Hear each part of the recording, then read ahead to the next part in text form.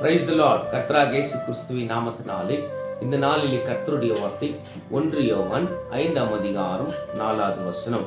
நம்முடைய விசுவாசமே உலகத்தை ஜெயிக்கிற ஜெயம் என்று பைபிள் பேசிக்கொண்டிருக்கிறது. கர்த்தருடைய பிள்ளையை, உன் வாழ்க்கையில நீ ஜெயத்தை பார்க்க முடியலையா? அநேக தோல்விகளை சந்தித்துக் கொண்டிருக்கிறியா? அநேக நாட்களாக சில காரியங்களுக்காக நான் ஜெபித்துக் கொண்டிருக்கிறேன். ஆனா அந்த காரியத்துல என்னால் ஜெயத்தை பெற முடியவில்லை.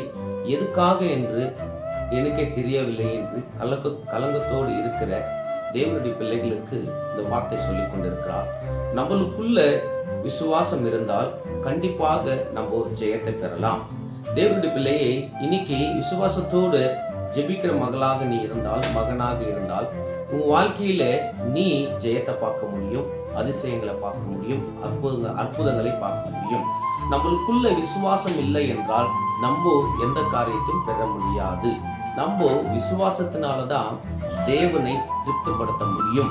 விசுவாசம் இல்லாமலும் தேவனுக்கு பிரியமாக இருப்பது அது கூடாத காரியம் என்று எபிரியர் 11:6 சொல்லிக் கொண்டிருக்கிறது.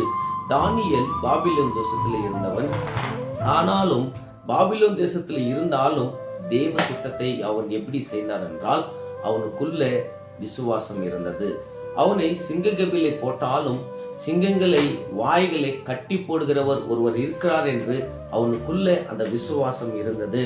அவன் சிங்ககபி அவன் கண்களுக்கு பெருசாக தெரியல, அவனுக்கு பெருசாக தெரிந்தது கர்த்தர் தான் அவருக்கு பெருசாக தெரிந்தவர். இன்னைக்கு நம்மளுடைய பிரச்சனைகளை நம்ம பெருசாக பார்த்து கொண்டிருந்தால், நம்மளுடைய கஷ்டங்களை நம்ம பெருசாக பார்த்து கொண்டிருந்தால், நம்மளுடைய வாழ்க்கையில எந்த ஜெயத்தை பெற முடியாது. இன்னைக்கு விசுவாசத்தோடு ஜெபிக்கிற மகனாக மகளாக இருந்தால் உன் வாழ்க்கையில ஒரு அற்புதத்தை நீ காண முடியும், ஒரு அதிசயத்தை நீ பார்க்க முடியும். ஏன்னா நம்மளுக்குள்ள விசுவாசம் இருக்க வேண்டும் என்று ஆண்டவர் சொல்லிக் கொண்டிருக்கிறார்.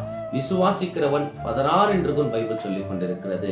இன்னைக்கு விசுவாசிங்க, நம்முடைய விசுவாசமே நம்ம ஜெயிக்க முடியும் என்று பைபிள் சொல்லிக் கொண்டிருக்கிறது. நீ இன்னைக்கு விசுவாசத்தோட மகளாக மகனாக மாறுவேன் என்று நான் விசுவாசிக்கிறேன். கர்த்தர் தாமே இந்த வார்த்தை மூலியமா உங்களோடு கூட பேசினார் என்று நான் விசுவாசிக்கிறேன். ஆமென், ஆமென், ஆமென்.